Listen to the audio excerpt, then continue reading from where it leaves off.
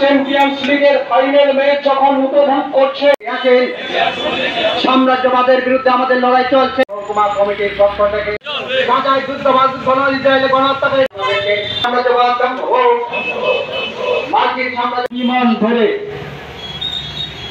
প্যালেস্টাইনের উপর মার্কিন মদতপুষ্ট ইসরায়েল বাহিনী এক নারকীয় হত্যালীলা সংগঠিত করে চলছে। এই নারকীয় হত্যালীলা পৃথিবীর ইতিহাসে এক বর্বরতম হত্যালীলা হিসাবে ইতিমধ্যেই চিহ্নিত হয়েছে।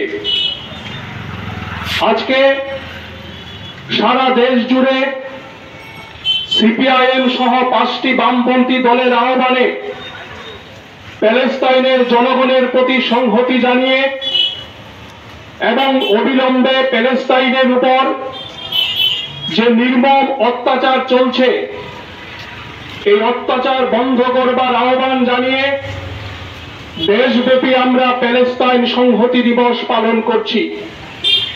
আজকে শুধুমাত্র ত্রিপুরার মাটিতেই না, আমাদের দেশের দিল্লি থেকে চেন্নাই, চেন্নাই থেকে মুম্বাই, মুম্বাই থেকে কলকাতা, প্রতিটা রাজ্যের রাজধানীতে এই ধরনের কর্মসূচি পালিত হবে।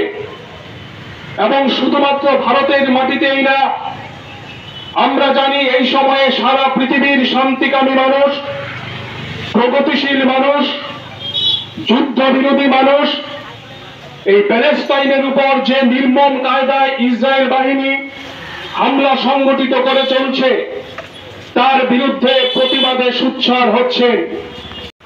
এই হত্যাকাণ্ডের বক্তব্য রাখবেন